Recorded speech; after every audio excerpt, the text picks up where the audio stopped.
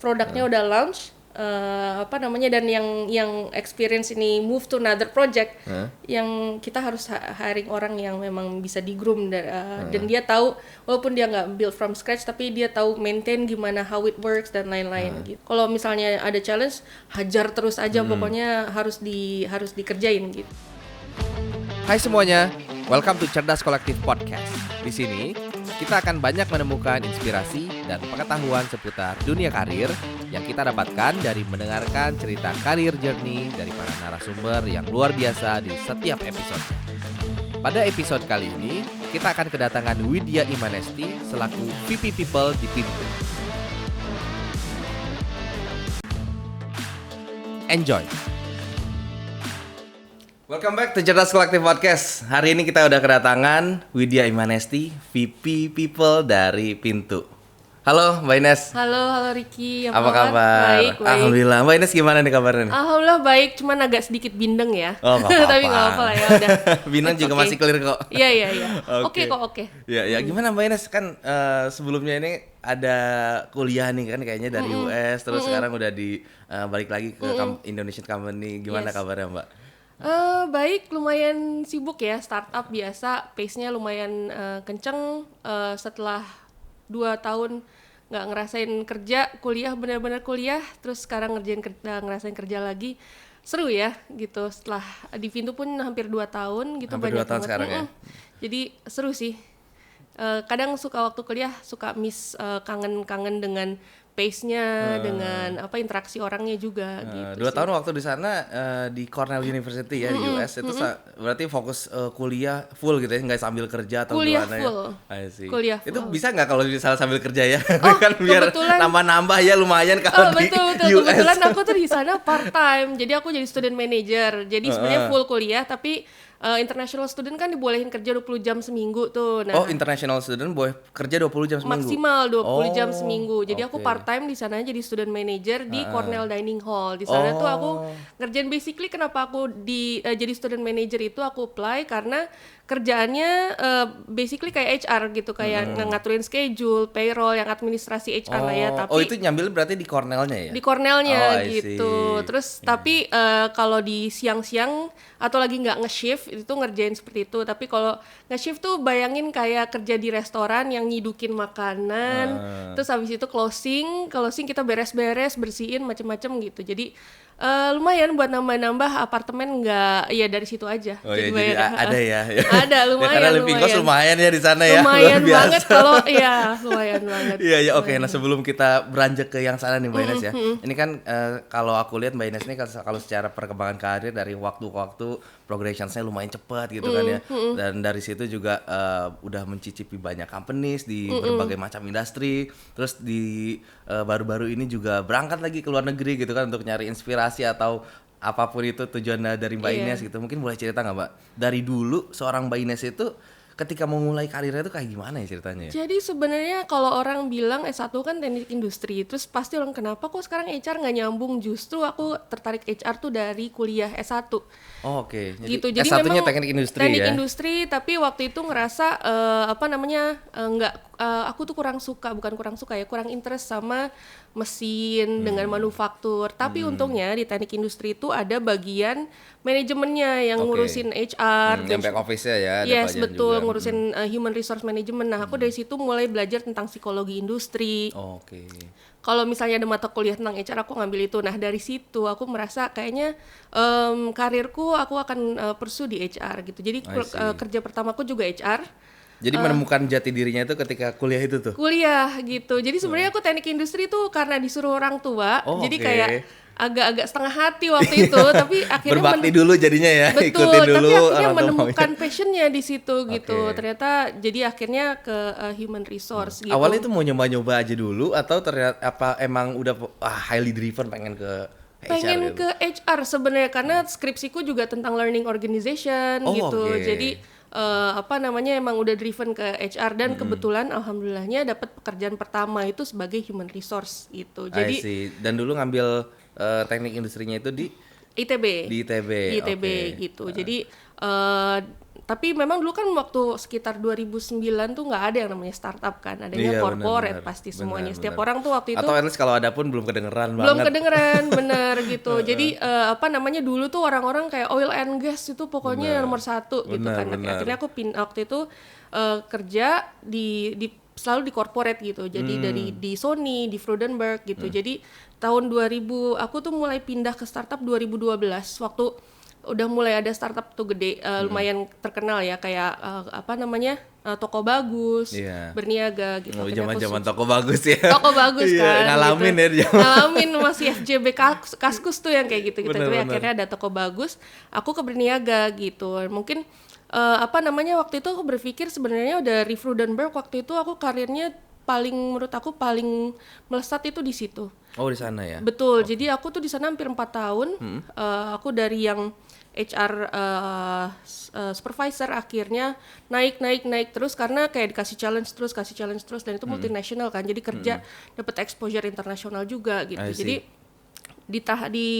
tahun terakhir aku di sana aku jadi head of HR Asia Pasifik gitu. Jadi Oh, di sampai umur tahunnya bisa jadi head of HR ya. betul. Jadi Itu kan manufacturing yang lumayan gede padahal kan ya. waktu itu FMCG sih, Freudenberg itu. Jadi Oh, kayak oke. semacam apa namanya P&G tapi dari Jerman, alat-alat oke. FMCG-nya, tapi bukan yang food gitu-gitu ya, tapi ke alat-alat rumah tangga gitu. I see. Jadi Oke. dari situ tuh aku berpikir, tapi waktu itu perusahaan udah namanya corporate semuanya udah established kan ya gitu. Aku ngerasa kok ada yang missing ya Iya, kayak gitu. semuanya udah berjalan Udah gitu ya, ngerjalan lebih ke kayak hari ngikutin per ya. hari apa kayak kontribusinya tuh hari ke hari ya gitu. Kayak ya selalu ada project baru tapi kayak aku nggak ngerasa ada kayaknya replaceable banget gitu dan apa namanya pada akhirnya udah mulai monoton. Oh, I see. Walaupun secara karir stabil gitu maksudnya ya udah stabil kelihatan dan lah ada progress lah ya. trajektorinya kelihatan lah ya gitu. Jadi akhirnya pindah ke startup, memutuskan karena waktu itu saya ngerasa kayaknya this will be the next oil and gas gitu karena startup akan datanya, teknologinya gitu. Jadi akhirnya sih pindah ke startup waktu itu Nah, ke sih, jadi karena Berniaga. ketertarikan si industrinya juga gitu ya kayak Betul. kayaknya perkembangannya bakal bagus gitu dan jadi mau coba ekspor ke sana gitu ya. Betul. Waktu itu orang tua dan orang sekeliling tuh ngapain lu kesana gila lu kayak udah Udah dari perusahaan gede. udah urusan gede udah trajektorinya udah jelas gitu. Bener. Kenapa sih gitu? Apa sih yang lu cari? Tapi ternyata setelah ngerasain startup seru ya gitu kayak bener-bener hands on, semuanya masih chaotic gitu kan. Tapi justru itu yang kayak fulfilling, rewarding gitu. Kayak terasa kontribusinya gitu. Oke. Jadi nah udah ngerasain startup udah nggak mau balik lagi tuh ke corporate. Ini kan sebenarnya perusahaan gede. Oh iya walaupun kita jadi bagian kecil di sana gitu ya.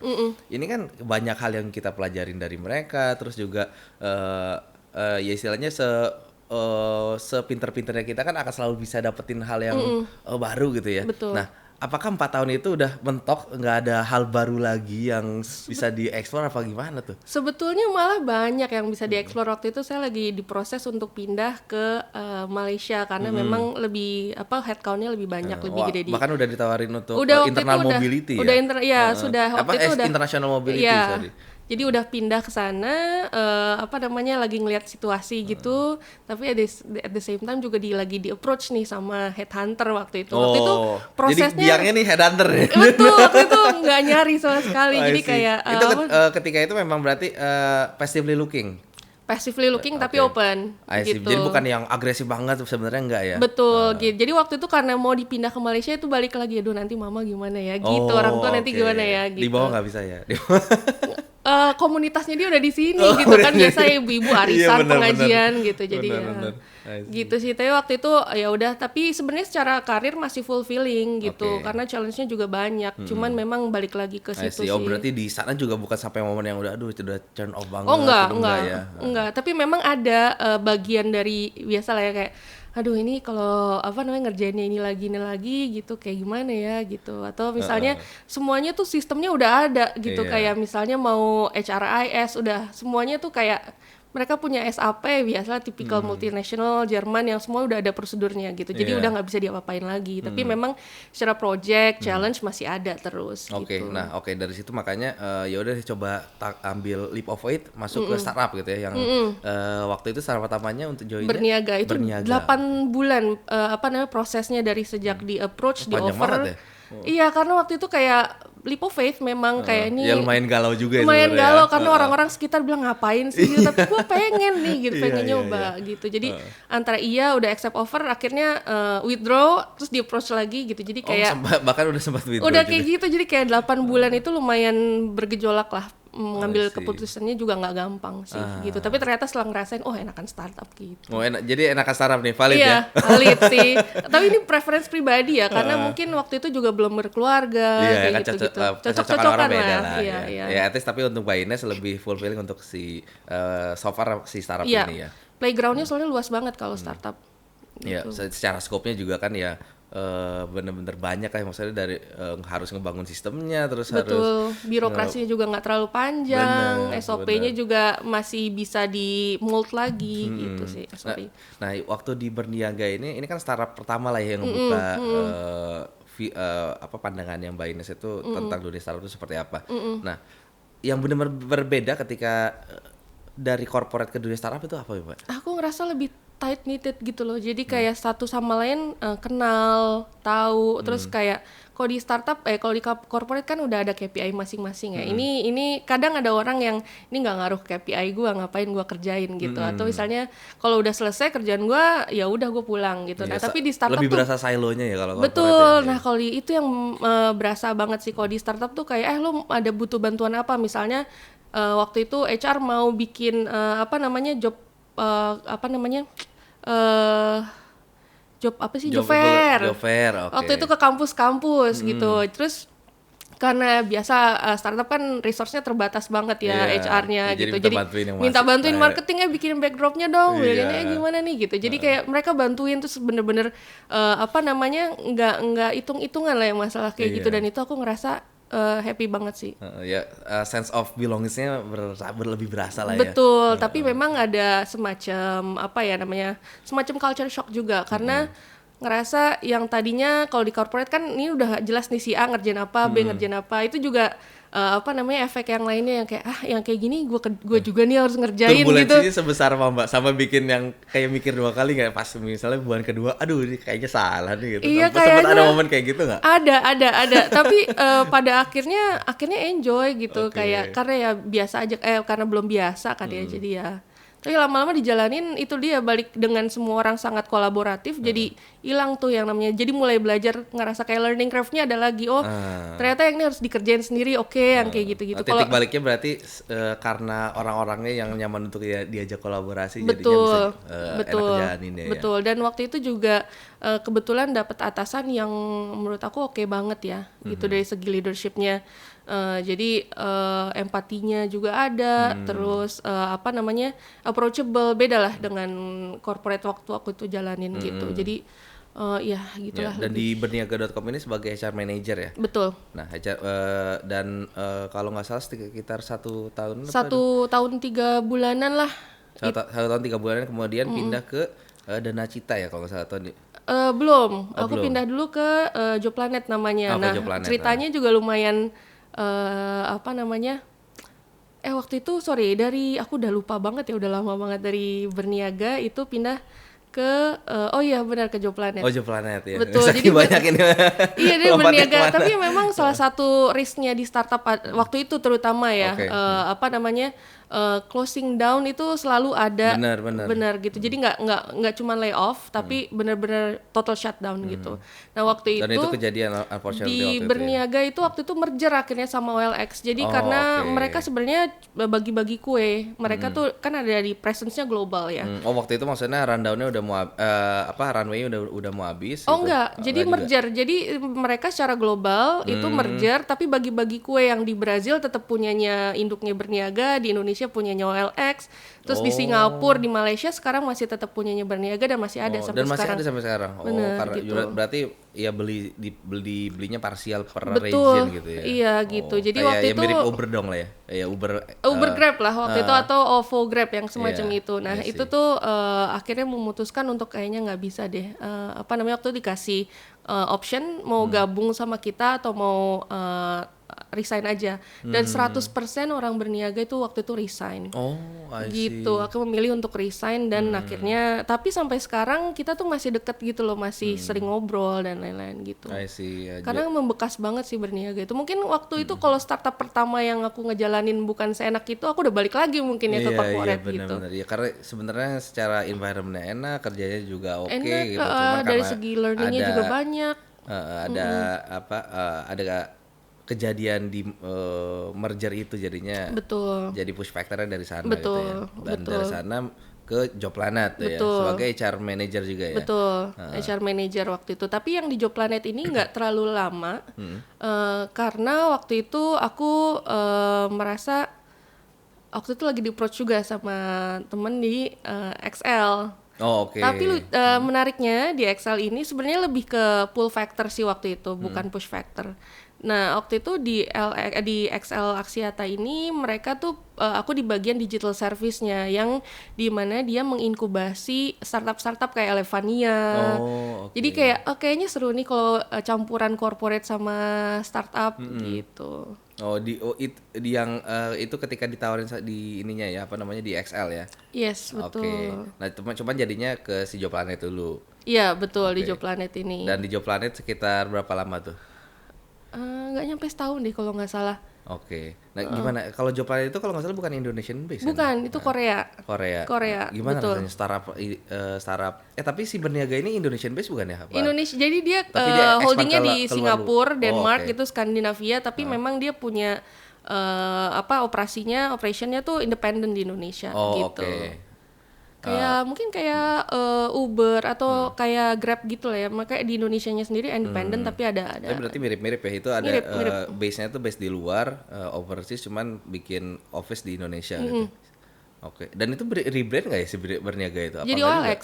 Bukan yang sebelumnya kan itu base-nya kan di luar kan. Nah, di Indonesia namanya Ini berniaga. rebrand, Oh, betul. rebrand. Kalau di berniaga di Indonesia, di Malaysia jadi Mudah. Oh, I see. Terus di Vietnam tuh namanya Cotot kalau nggak salah. Terus ada lagi macam-macam lah kayak namanya. beda-beda namanya tapi brandingnya tuh kalau dilihat stylenya sama. Gitu sih. Logonya gitu Logonya maksudnya? mirip-mirip. Oh, I see. Oke. Nah, berarti ya walaupun ya beda negara kan tetap ya ada berasa nggak bedanya dari yang berniaga.com yang base-nya itu di Singapura sama ini yang base-nya Korea. Oh, terasa. Mungkin cara kerjanya juga beda ya. Gimana Gitu. tuh berasanya? Aku ngerasanya orang Korea lebih straightforward kalau ngomong nah itu juga aku belajar juga kan. Tapi udah terbiasa sebelumnya sama orang Jerman yang memang straightforward juga. Jadi kayak dari orang Jerman ke Indonesia, Singapura, terus balik lagi ke Korea gitu. Jadi itu sih lebih dan mereka orang Korea agak-agak mirip Jepang juga yang gitu. Iya, Jadi jadi ya itulah agak terbiasa ya. terbiasa juga. Tapi walaupun baru karena kan beda-beda ya gitu. Tapi udah terbiasa sih basically. Itu ada international talent-nya juga yang masuk ke sana. Ada orang Ada waktu Koreanya, itu ada 2 orang, country manajernya masih orang Korea sama Country business manager development manajernya masih masih Korea juga Oh, I see. gitu. Jadi masih campur waktu itu. Dan sampai sekarang masih jalan nggak di Indonesia tuh Job Di Indonesia setahu aku udah enggak ya, kayak nggak lama aku resign itu karena aku juga mulai merasakan ada something gitu. Udah nggak ada sekarang, Oh, tapi di I Korea see. masih strong. Oh, I see. Gitu karena di Korea kan sendiri kayak Google tuh mereka pakainya Naver, jadi kayak mereka punya kayak kekuatan sendiri lah ya dari segi internet, kayak ownershipnya di I sana. see. Ya berarti Gitu. kalau waktu itu ada sekitar 1 tahunan di sana, coba cari lagi ke tempat lain karena memang ada mungkin ada Sensing berasa something lah, HR kan terasa shaky ya, gitu iya. ya. Iya. I see. Tadi kan udah 2 kali ya nyobain startup dan style beda-beda. Iya. Terus ya udah lumayan coba ngerasain lah startup seperti apa, dan kan udah ada kejadiannya juga yang kena merger lah, ada yang Itu agak lumayan itu goyang resikonya lah. startup kan emang tinggi ya. Ada ini nggak ya? Ada trauma, aduh takut mau masuk startup lagi. Nah, waktu itu yang makanya pas di approach sama XL Axiata itu oke kali ya kalau waktu itu yang ada di pikiran, oke kali ya kalau karirnya startup tapi secara stability kayak corporate gitu. I see. Akhirnya memilih ke situ. Jadi ya gitu. ada mencoba cari stability lagi lah ya ke sana Betul, ya. tapi culture-nya pengen tetap startup gitu. Jadi waktu itu pas banget ditawarin di digital service-nya gitu. Mereka tuh lagi hire orang waktu itu, apa namanya, mungkin karena mereka juga baru shifting bisnisnya, pengen kayak ada inkubasi startup gitu. Mereka cari orang yang memang berarti asalnya baru ada itu ya? iya, karena waktu itu kalau nggak salah Elevania tuh baru spin off waktu itu, baru di launch gitu. Tapi memang mereka yang inkubasinya gitu. Oke. Itu sih. Dan gimana rasanya ketika di Excel? Seru, jadi campuran antara startup sama corporate sih memang. Jadi mereka tuh gimana caranya sih kita bisa agile, nggak, kalau mau gerak birokrasi nggak panjang gitu. Jadi mereka lagi berusaha untuk kayak transformasi lebih agile aja waktu itu. Tapi memang mesti diakui ada bagian-bagian tertentu, terutama kayak prosedurnya dan lain-lain, birokrasi itu masih masih agak ngikut corporate ya, berkiblat gitu. sama Excel yang besar-besarnya gitu ya. Gitu. Tapi mereka juga sadar kalau kita kayak gini nih nggak bisa compete karena agile banget kan startup itu gitu. Tapi jadi bukan HR tuh berarti ketika itu? waktu itu HR. Oh, HR juga tetap HR ya? juga tetap HR hardcore. Oh iya. Berarti itu maksudnya HR holding yang mempayungi bisnis-bisnis yang diinkubasi gitu? Atau Iya, diinkubasi bisnis-bisnis startupnya XL. Jadi kayak Elevania, terus waktu itu ada inkubasi kayak Sister Net kalau nggak salah, yang seperti itulah startup gitu. Oke, jadi Mbak Ines ini sebagai HR-nya sebelum mereka di launch gitu? Iya, betul. Untuk kayak misalnya hiring orang untuk ditempatin di startup yang lagi mana masih gitu kan? iya. Oh, I see. Oke. Gitu. Dan setelah launching di Hanover gitu? Iya, Hanover mereka udah punya kayak Elevania, sekarang mereka udah punya strukturnya sendiri gitu. Terus nanti ya gitu aja diterusin gitu. Oke. Nah, dan dari situ nih, baru ke Danacita bener ya? Bukan, masih ke Amarta dulu. Oh, belum bahkan. Oke, bener, Amarta masih. dulu. Nah, aku tuh sebenarnya waktu itu di Excel itu udah ada rencana mau menikah. Jadi aku nggak ada rencana tuh untuk pindah-pindah lagi sebenarnya. Udah pokoknya di situ aja gitu sampai nantinya. Dulu lah ya, mau nikah stabil kan. dulu kan. Kalau menikah tuh aku kepikirannya tuh kayak banyak yang harus diurusi dan lain-lain gitu. Udah di situ aja gitu. Nah, tapi waktu itu aku di approach sama Ika dulu tuh dia VP marketing di Amarta. Oh, oke. Dan referral jadi nih ya. Iya, dan ketemu Andi Taufan, CEO-nya Amarta waktu itu. Terus aku udah bilang aku nih mau menikah, cuman bisa 7 bulan paling di situ gitu, karena aku bulan Agustus mau nikah lah waktu itu. Oke. Terus dia bilang iya udah nggak apa-apa deh gitu. Nah waktu itu Amarta di head office-nya cuma 8 orang, kita tuh nyewa meeting room yang bahkan lebih kecil dari Amarta awal banget ya itu? Awal banget, masih 8 orang di headquarter-nya itu, iya, bener-bener kayak masih di co-working space. Orangnya juga field officer-nya masih 30-an, 50-an gitu. Cuman masih ada di daerah Bogor, sekarang udah ribuan ya. Iya. Gitu. Jadi terus ya nggak apa-apa deh, kayak butuh bantuan nih gitu, dan karena temen, karena Andi Taufan juga di TB juga, Ika anak ITB juga. Iya, jadi kayak ya udah deh dan aku waktu itu upfront bilang aku nggak bisa lama-lama gitu. Oke. Jadi di sana beneran dengan waktu yang spesifik itu di sana? Spesifik itu cuman sampai menikah ya gitu udah. Habis itu aku pindah setelah menikah, kebetulan suamiku tuh S3 ke luar negeri, jadi aku ikut waktu itu. Nah, aku waktu itu berpikir juga sabbatical setahun waktu itu, hampir setahun lah. Tapi at the same time juga aku merasa aku harus upgrade ilmu kan ya gitu. Jadi aku waktu itu sekalian prepare buat S2. Oh, jadi ketika dari Amarta itu dengan waktu yang 7 bulan tadi kerja, abis 7-8 bulan lah kalau nggak salah. 8 bulan terus ikut suami ke luar gitu untuk sekolah. Dan dari situ sabbatical tuh setahun gitu ya? Sabbatical setahun, aku benar-benar buat prepare, terus adjusting marriage life, prepare buat S2 juga gitu. Jadi nah ini menarik nih, kalau kita berbicara sabbatical nih, itu ada ketakutan ya kita mau ngambil sabbatical tuh, aduh nih kalau misalnya ada career pause, takut susah nih nanti mau ngambil karir lagi, terus kalau misalnya mau continue lagi takut malah jadi dari bawah lagi gitu. Tentunya ada ya pastinya, tapi waktu itu kayak balik lagi mungkin aku nature-nya lebih ke risk taker gitu kali ya. Jadi yang waktu itu oh ya udahlah gitu, dan waktu itu kan memang sabbatical karena memang ada purpose-nya buat S2 gitu. Waktu itu akhirnya ya udahlah, apapun yang terjadilah gitu. Jadi kayak Tapi aku waktu itu berasa kayak kalau misalnya aku S2 balik lagi juga nggak akan from scratch banget gitu. Gitu. Jadi aku bisa resume pekerjaan aku sebelumnya. Iya, kalau misalnya ngeliat sekarang kan bahkan progressing kan. Betul gitu. Jadi waktu itu sebenarnya ada ketakutan tapi ya udahlah gitu. Nah, cuman sebagai seorang yang udah menjalani sabbatical di dalam karirnya nih, tipsnya apa supaya orang tuh bisa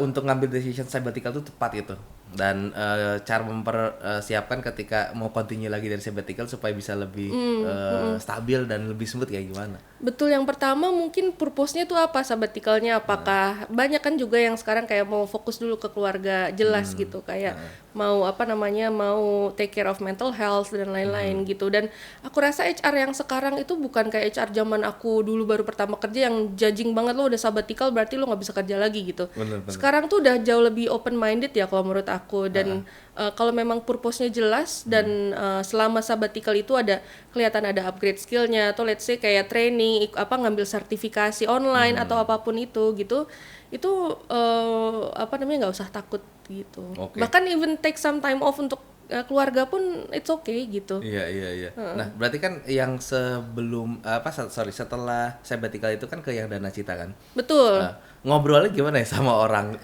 itu menarik sama sih.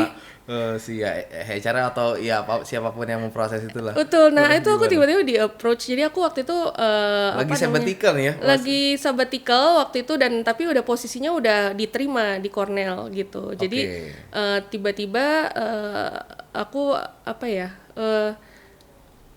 lihat di LinkedIn ada Dana Cita itu kan sebenarnya kayak student loan buat di Indonesia ya, dan itu belum ada. Kalau di Amerika tuh kan biasa banget yang namanya student loan.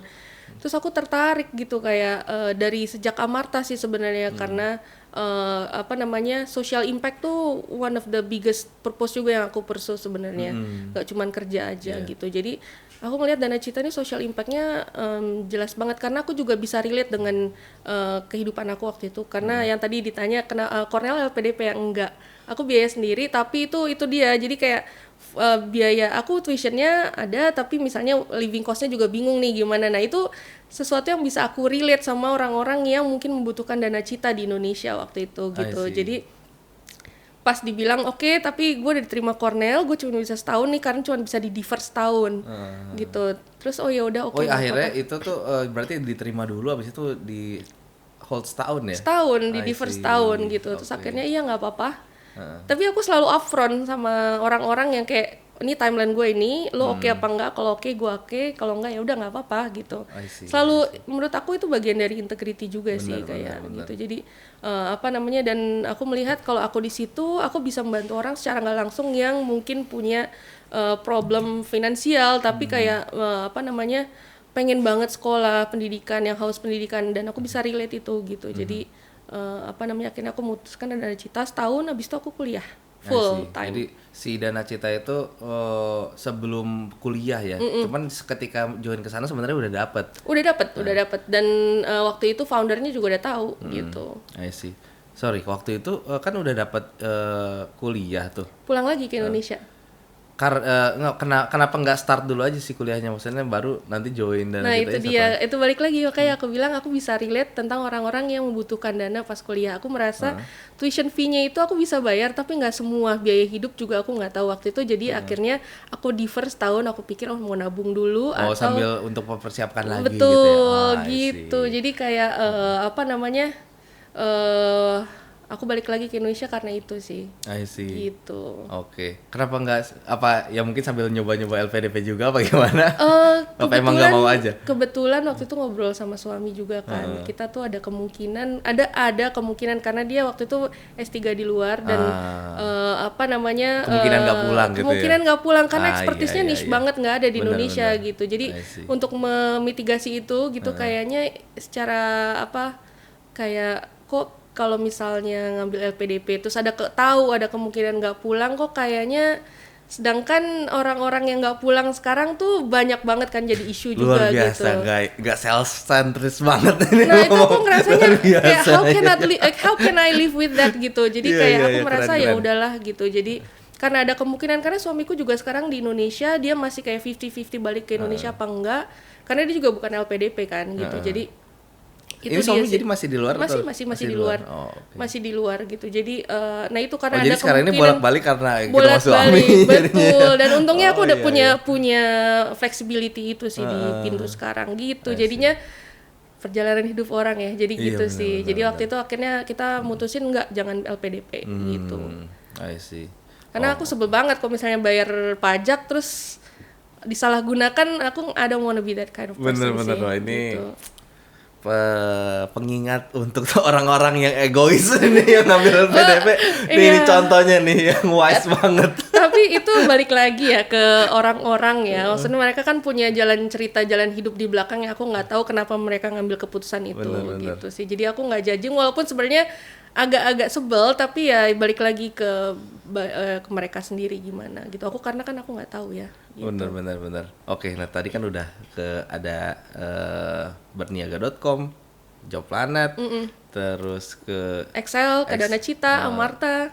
Iya, Amarta dan Cita yang si startupnya ya. Nah, sebelum di 4 startup yang tadi, yang mana yang paling berkesan sih, Mbak? Berniaga menurut aku itu kalau misalnya nggak ada kejadian merger dan lain-lain, I think I will be in the long run sih di mereka. I see. Karena Bisa bener-bener jauh lebih lama ya. cara kayak leadershipnya dan lain-lain tuh kayak bener-bener tertanam banget di aku gitu. I see. Jadi ya, ya mungkin karena ini juga ya pertama kali nyobain startup, terus Pas bener-bener banget ya, face-nya cocok ya. berasa orang-orang cocok gitu ya. Iya, betul. Momentumnya banget lah ya. Betul. I see. Nah, Jadi ngerasa worth it gitu pindah dari corporate ke startup tuh jadi ngerasa gini ya, oke banget ya gitu. iya. Ya, jadi udah ini merasakan pahit manisnya corporate udah, startup udah gitu. Jadi sekarang udah full vision mau ke arah mananya. Iya, Nah, cuman kalau sekarang nih yang Mbak lihat nih kalau kan ya sekarang kan masih di startup juga kan. Kayak ada keinginan nggak untuk at some point kayaknya mau coba nih at some point mau balik lagi ke corporate atau gimana? Sejujurnya waktu dari lulus kuliah aku sempat setahun di corporate Amerika. Oh, jadi aku belum pernah ngerasain lagi di corporate di Indonesia tuh kayak itu gimana setelah kuliah sekarang ya? setelah kuliah. Oke. Sebelum di pintu. Itu kerja ya emang. Kerja bukan aku ngabisin part time tuh ya. bukan. Jadi ke intern sih sebenarnya, tapi internnya full time gitu dan itu dibayar. Jadi apa namanya? Aku belum pernah ngerasain lagi corporate di Indonesia tuh setelah bertahun-tahun kemudian tuh aku belum tahu kayak apa sih sekarang gitu. Jadi aku nggak tahu rasanya. Oh, jadi nggak ada belum tahu visi spesifik mau pengen kesini at some point belum, gitu. belum tahu. Oke. Nah, berarti tadi kan udah selesai kuliah, habis selesai kuliah itu berarti ada kerja intern dulu ya di sana ya. Betul. Jadi nggak langsung. Ngelanjutin summer internship aku di sana waktu itu. Oh, itu karena summer internship. Iya. Kuliahnya tapi udah selesai juga tapi. Jadi di sana summer internship 3 bulan, terus habis itu lanjut kuliah kan seperti Oh, biasa, oke. terus udah I see. selesai udah lulus sana lagi gitu. Oh, oke. Berarti summer internship udah lanjut kuliah habis itu lulus baru balik lagi ke Rata-rata kan gitu ya kalau S2 di sana tuh. Kayak summer internship ya full time jobnya habis kuliah biasanya gitu. Nah, waktu abis selesai dari Cornell itu emang mau nyari kerjaan lagi balik ke Indonesia atau Sebenarnya yang dapat aja apa gimana? Waktu itu juga ceritanya menarik sih. Jadi apa namanya, karena kan cuma setahun OPT-nya itu setahun, setelah itu harus pakai sponsorship visa kan, pakai work visa gitu. Nah waktu itu datanglah tawaran dengan ya ada prosesnya di pintu gitu. Jadi balik lagi dulu HR-nya di pintu itu staff aku di Dana Cita, dia di pintu. Dari network Terus dari network. Nah, terus CPO-nya juga dulu tuh anak Dana Cita juga gitu. Dari sebelum lulus tuh ditaruhnya kapan balik gitu, kapan lulus gitu. Nah, Iya, tapi berarti waktu itu, bener ini ya di startup itu see you around ya, beneran see you iya, around. see you around, iya betul gitu. Tapi waktu itu belum ada kepikiran untuk pulang ke Indonesia kan, mau ngabisin OPT juga karena suami kan juga di sana ya. Jadi belum siap lah untuk pisah gitu. Jadi ya udah akhirnya pindah ke pintu. Ada beberapa sih sebenarnya yang proses waktu itu, yang reach out juga, headhunter dan lain-lain. Tapi aku specifically milih pintu karena aku ada personal interest lagi di crypto waktu itu. Balik lagi dengan kenapa aku bisa kuliah di Cornell adalah karena crypto gitu. Oh, gitu? Iya gitu. Jadi itu personal. Aku tuh kerja kayak pasti ada kayak personal interestnya gitu. Jadi nggak cuman oh iya dia nawar paling tinggi nggak gitu sih. Oke, berarti itu si Mbak Ines bisa kuliah ini karena investasi di kriptonya nih. Karena investasi dan aku waktu berarti itu udah lumayan pemain lama di kripto nih. aku dikenalin, jadi aku di Dana Cita itu kenalan sama CTO-nya Dana Cita dulu, terus dikenalin ke dunia kripto. Terus dia tahu aku ada ada isu dengan funding buat Vision Fee dan lain-lain. Dia bilang kita hackathon aja yuk di New York di Consensus waktu itu. Untuk jadiin real life case-nya kamu ini jadi topik hackathonnya gitu, jadi problem solvingnya di situ.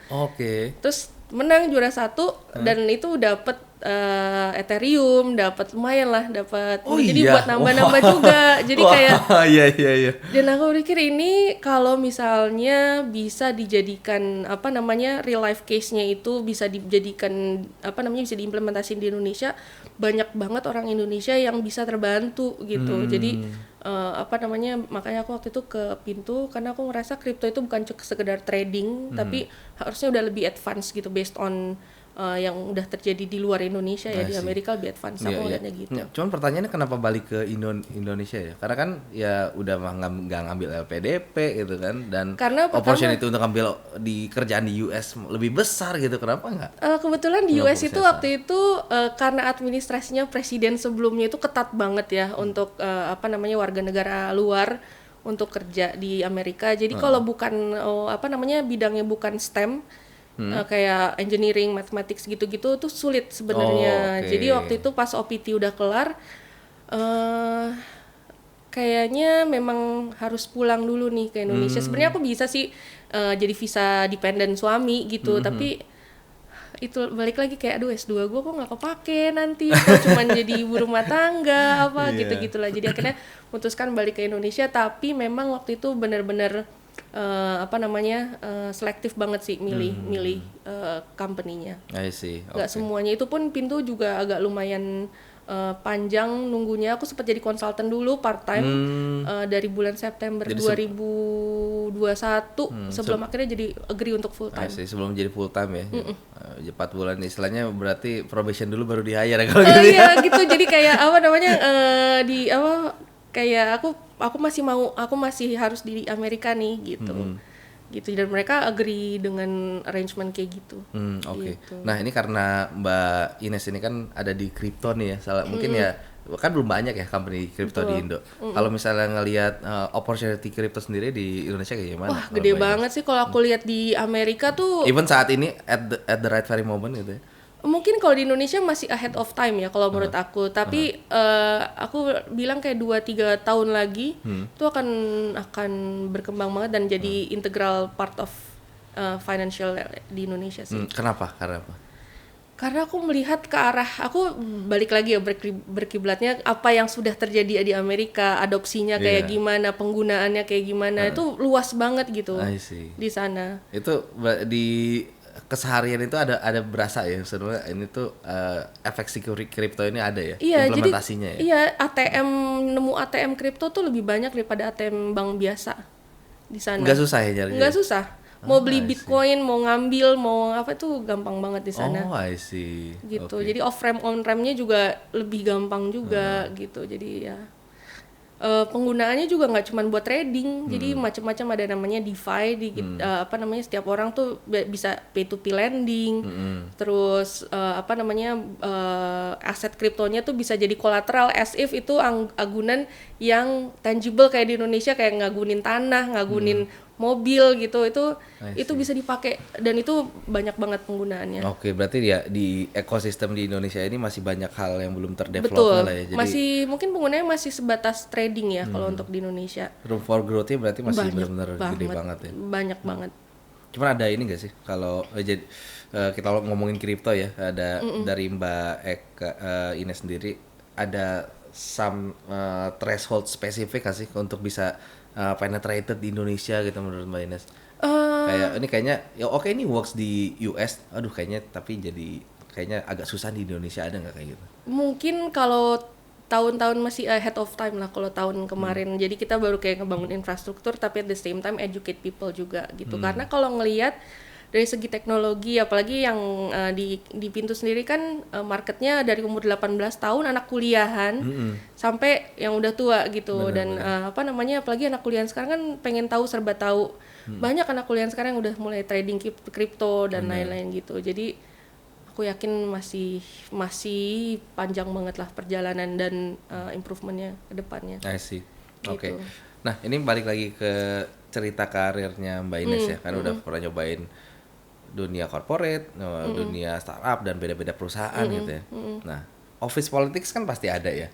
Nah, Ada. dari yang Mbak Ines rasakan gitu ya, ada nggak sih perbedaan spesifik office politics di corporate seperti apa, startup seperti apa, dan ceritanya Mbak Ines sendiri kayak gimana? Ini based on experience aja ya, aku nggak bisa bilang bahwa semua corporate gini, semua startup gini gitu ya, tapi yang based on experience yang aku jalanin, corporate itu office politiknya lebih kenceng, lebih rentan lah sama office politik gitu. Oke. Gitu, karena semuanya udah ada pakem-pakemnya. Terus apa namanya, dari banyaknya posisi yang ada, employee-nya lebih banyak lagi gitu. Jadi satu posisi itu pasti banyak kan yang mau untuk di posisi itu, either promosi dan lain-lain. Ada kuota pas lagi performance review, jadi kayak di normal curve gitu, itu orang cenderung untuk melakukan yang seharusnya tidak dia lakukan. Karena ekosistemnya gitu. Jadi ya ada apa namanya, ya mungkin ada yang nggak ekstrim tapi kelihatan lah gitu. Tapi ada juga yang ekstrim mungkin gitu. Kalau di startup itu karena itu kayak lebih kolaboratif dan orangnya kan nggak terlalu banyak ya, untuk menjadi satu posisi tertentu itu juga yang mau apa namanya, yang kandidatnya untuk mengisi posisi itu juga nggak banyak. Jadi dan karena culture-nya kolaboratif juga gitu, dan kelihatan lah mana yang kontribusi, mana yang enggak. Kalau di startup tuh kan lebih kelihatan gitu. Iya, berasa ya, kalau misalnya nggak kontribut ya udah di-cut kayaknya. Iya, makanya kalau di corporate kan lebih apa ya,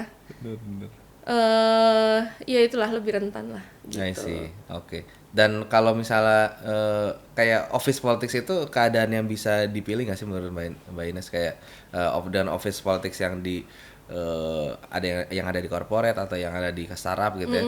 Kayak maksudnya kalau untuk kita orang-orang yang sebagai pendengar gitu ya, ketika menghadapi office politics di masing-masing perusahaannya kita itu telan aja atau gimana ya menurut Mbak Ines? How to react gitu?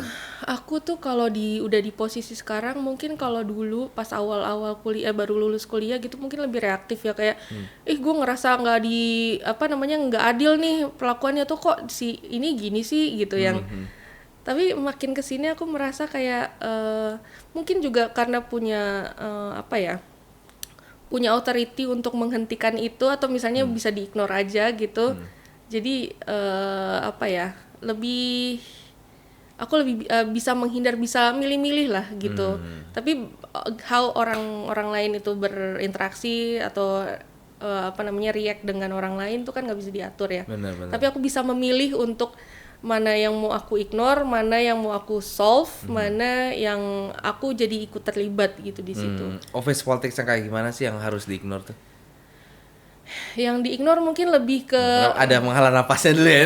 Oh iya, terutama karena ini kayak aku ngerasa kalau startup mungkin karena masih muda-muda Gen Z gitu ya. Aku merasanya, aku pernah di posisi itu juga yang entah awalnya mau curhat, terus jadi cerita, jadi ngomporin, jadi macam-macam gitu kan, bisa jadi office politik juga kan. Benar. Gitu. Itu aku biasanya ignore karena ya tipikal orang baru kerja, belum ngerasain how harmful it is gitu. Paling cuma dibilangin kayak kalau mau kasih feedback depan orangnya, jangan di belakang gitu. Lebih kayak gitu sih aku ignore. Tapi kalau memang yang udah mengganggu stabilitas, ya mau nggak mau as an HR juga kan harus ada conflict resolution juga kan ya, harus head on dikerjain juga gitu. Benar. Nah mungkin kalau untuk teman-teman yang nonton nih ya, kayak lagi menghadapi kondisi office politicsnya sendiri gitu,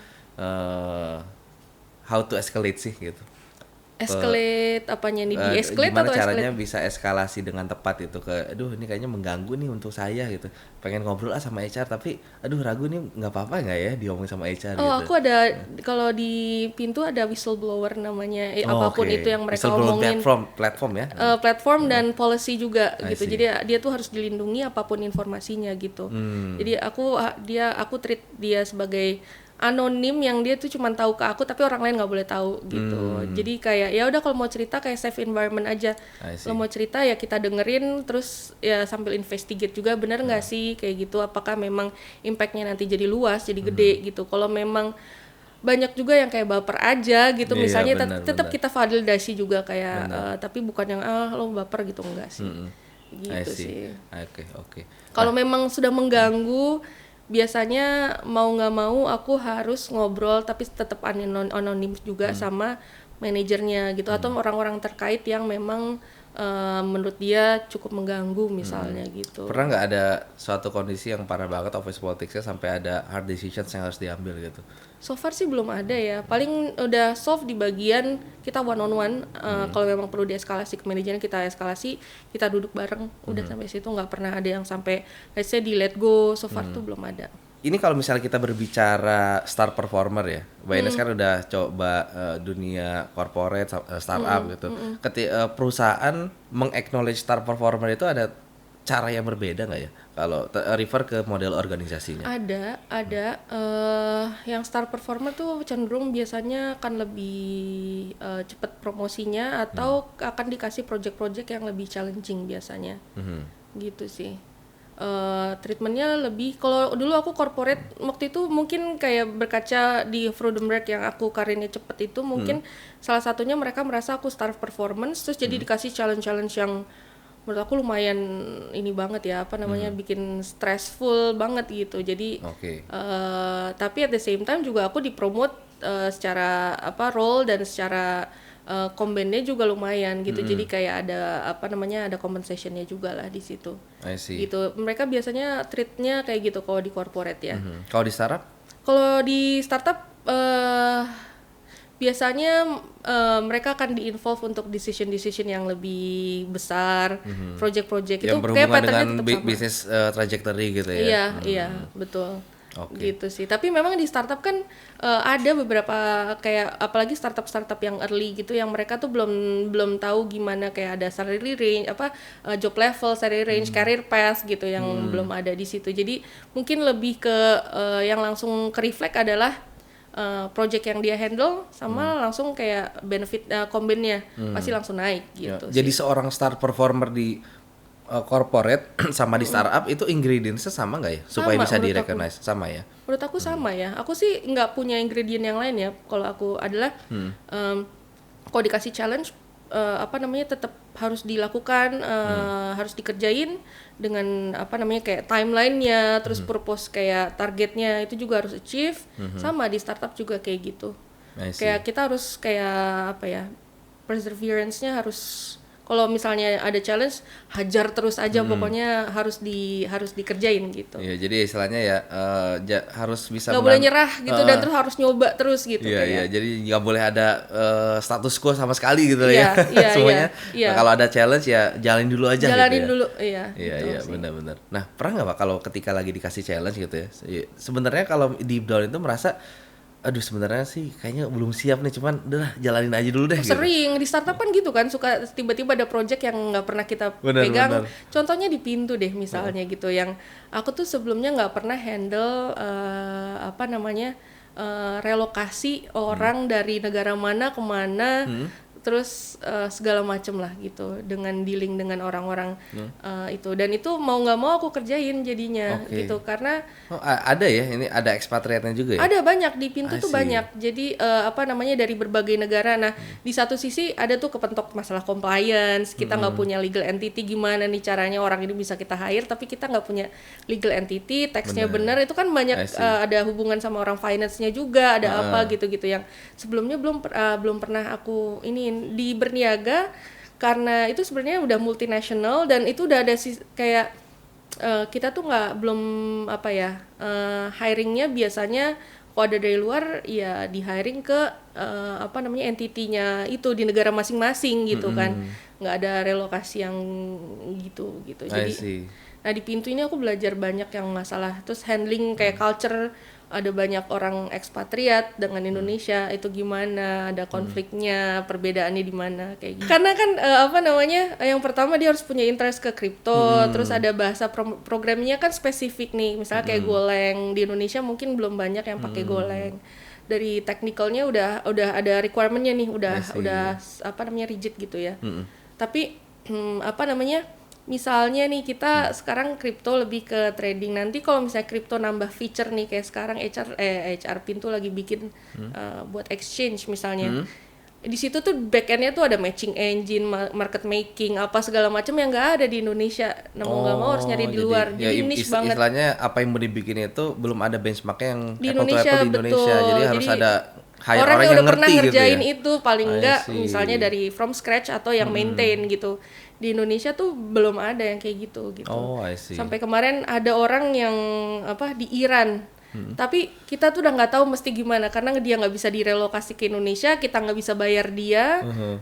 Terus kayak IOR, employer of record juga nggak ada di Iran gitu. Jadi karena negara konflik kan, jadi kayak gimana nih muter otak yang itu tuh kita nggak tahu. Dari Iran makanya itu dia. Sampai akhirnya ke Iran. Betul gitu. Jadi ada dari Belarusia, Rusia, Iran itu yang yang lebih kayak mungkin BAU-nya hiring sebenarnya. Tapi ada circumstances yang aku belum pernah handle sebelumnya gitu, dan itu lumayan challenging banget. Variasi hiringnya untuk kripto ini luar biasa ya. Luar biasa. Iya. Kayak quant trader di Indonesia nggak ada. Kayak bener. Itu tuh aku nyari untuk tahu job description-nya apa aja, itu aku belajarnya lumayan. Ini jadi maksudnya apa ya kalau ini tuh apa ya gitu yang oke. Terus nyari di Indonesia nggak ada, mesti cari kemana ya gue ya kayak gitu. Nah itu kalau misalnya kita berbicara international hiring ya, ini kan kalau misalnya kita ngomongin hiring pasti ada ngomongin employer brandingnya juga gitu. Nah cuman ketika hiringnya itu seluas ini, secara realistis itu ngejalaninnya gimana ya? Apakah udah pokoknya jalan dulu hiring, orangnya baru ntar kita jelasin, atau si employer brandingnya ini secara internasional ada jalannya juga yang dicicil gitu. Karena kan bener dari mana aja dari gitu. mana aja, dan itu jadi kita benar-benar cuman cold approach di LinkedIn. Karena memang dari segi platformnya kita pastinya pasang iklan, tapi kan cuma sebatas itu ya di Web3, di website Web3. Terus kita TA aku nih gerilya di Telegram, karena orang-orang kripto tuh biasanya kalau nggak di Discord di Telegram. Oh gitu. Headhunting dari Telegram. Yes, aku ada dapat beberapa kandidat ya, bukan di hire itu dari Telegram. Jadi nyari spaces gerilya, kripto jadi gitu benar-benar ya. komunitas-komunitas gitu. TA ku yang mereka juga sebelumnya nggak pernah handle gerilya kayak gini, jadi mau nggak mau belajar juga gitu, kayak seru gitu. I see. Jadi ya brandingnya dari situ, kayak kita personal approach juga gitu di Telegram, di LinkedIn. Ya, jadi yang to the point lah ya, maksudnya ke spesifik orang baru yang benar-benar di-convince merekanya gitu ya. Betul. I see. Dan itu spesifik, kayak timku tuh punya strategi tertentu yang kita ada satu programmer, dia tuh dari JP Morgan sebelumnya. Programmer JP Morgan loh. Dia udah level VP, tapi dia programmer sebenarnya, software developer. Dia itu kebayang deh tuh budgetnya.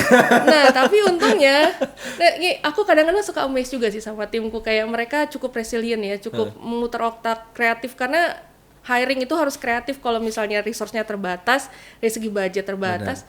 Mereka tuh nyari orang yang mau relokasi, memang lagi mau relokasi atas kemauan sendiri ke negaranya masing-masing. Yang ada kepentingannya ya. Iya gitu. Iya, jadi budgetnya walaupun dia dari UK, tapi akhirnya ngikutin budget India, itu masih kita bisa afford gitu. Jadi I see. Dan itu tuh yang kayak gitu-gitu lah, yang kalau untuk brandingnya sendiri dari segi career fair gitu-gitu belum ada ya, karena memang niche banget gitu, kayak nggak bisa tiba-tiba di kampus tertentu atau misalnya di komunitas tertentu di luar negeri gitu ya. Karena secara talent yang di hire-nya belum siap untuk nge-groom ya, harus yang bisa yang udah bisa jalan udah gitu. Bisa jalan benar-benar. Iya gitu. Jadi at some point cuman ada kelihatan nggak dari Mbak Ines ini untuk yang talent di market yang di Indonesia spesifik gitu ya. Misalnya 3 tahun dari sekarang kayaknya udah bisa mulai bisa nge-hire nih untuk nge-groom gitu, bukan yang udah jago gitu, atau belum ada? Kalau 3 tahun aku rasa bisa. Kalau sekarang mungkin karena Pintu lagi lagi ngebangun banget dan dikejar-kejar waktu gitu ya. Jadi kayak kita harus cari yang memang udah jadi. Tapi menurut aku organisasi itu nggak bisa semua orang yang udah experience, harus ada yang execute siapa nantinya, yang maintain siapa gitu. Jadi harus ada yang memang di groom, either itu fresh graduate atau yang middle level gitu. Bener. Nah, secara taktis itu gimana ya cara nggak ada identify-nya kayak company kita ini sebelumnya kan berjalannya nge-hire yang pro hire semua yang udah jago-jago gitu. At some point oke, kita siap nih untuk nge-hire yang bisa di-groom. Nah, cuman secara taktis itu di titik mana ya? Di titik kalau aku sekarang ya, ini balik lagi ke pintu, once itu udah launch, produknya udah launch, dan yang experience ini move to another project, yang kita harus hiring orang yang memang bisa di groom dan dia tahu, walaupun dia nggak build from scratch tapi dia tahu maintain gimana, how it works dan lain-lain gitu sih. Jadi mungkin balik lagi nempel lagi ke bisnis ya, jadi kayak produknya udah launch berarti kita ready gitu. Kalau sekarang benar-benar butuh yang bisa udah lari. Jadi definisinya ketika produk udah launch dalam artian si timnya juga udah established untuk udah berjalan established, ya.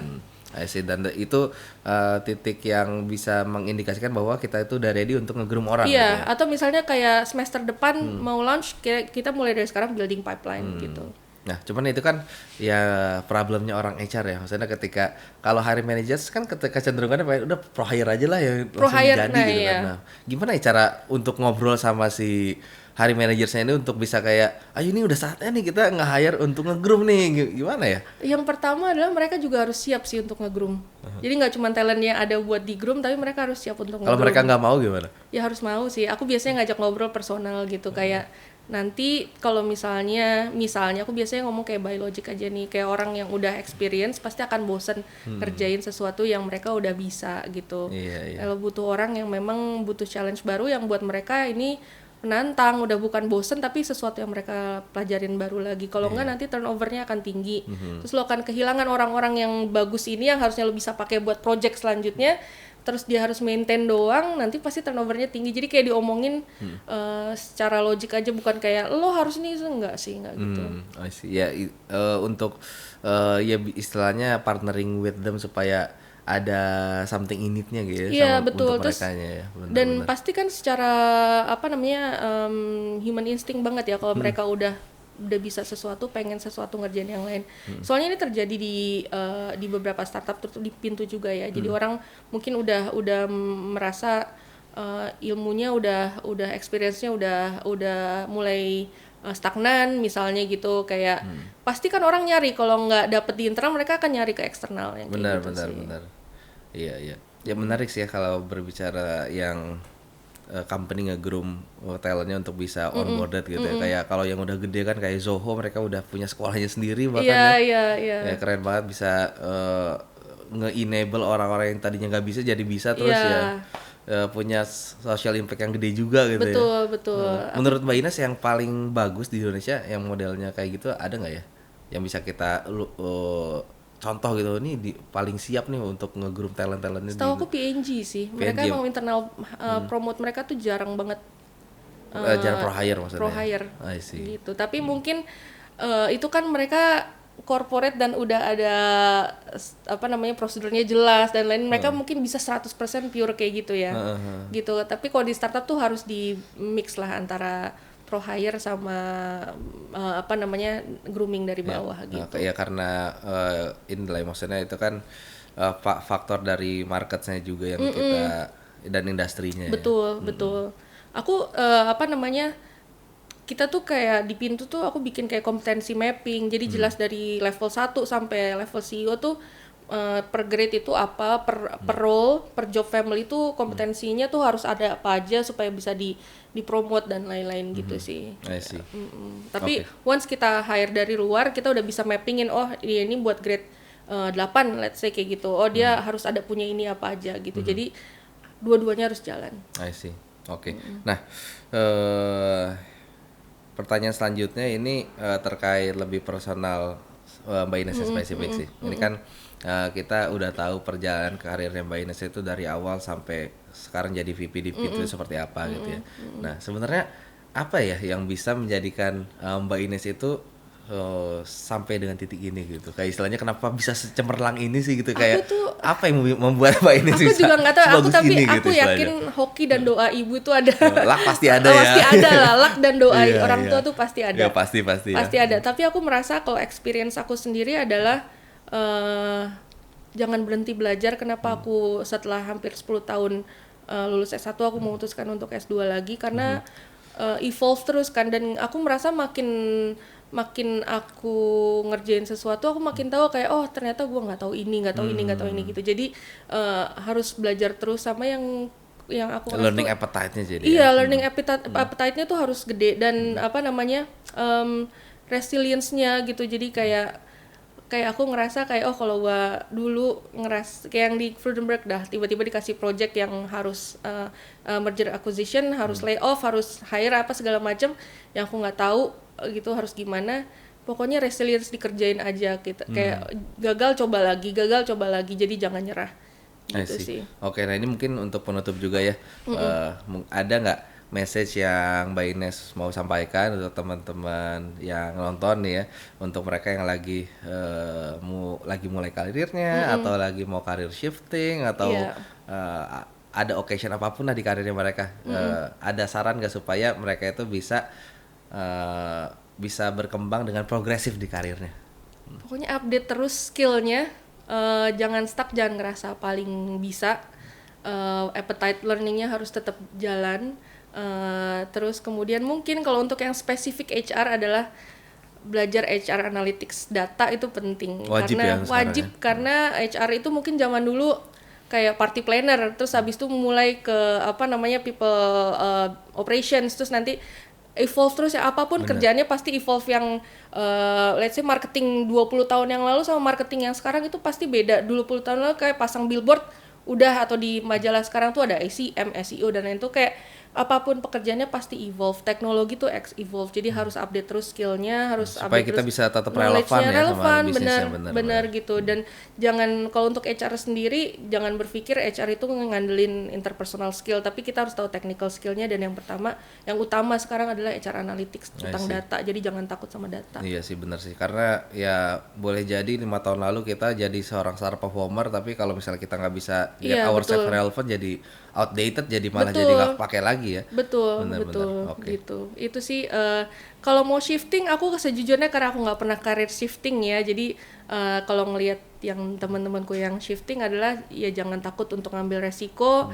Kalau memang harus start from scratch, dijalanin, tapi mindsetnya tetap harus kayak belajar terus sih. Gitu. Oke. Gitu. Luar biasa. Thank you Mbak Ines ya. Thank you juga waktunya lo diundang ke sini. Hal-hal yang benar-benar berguna dan fruitful banget pastinya. Thank you loh. Semoga berguna juga untuk teman-teman. See you on the next episode.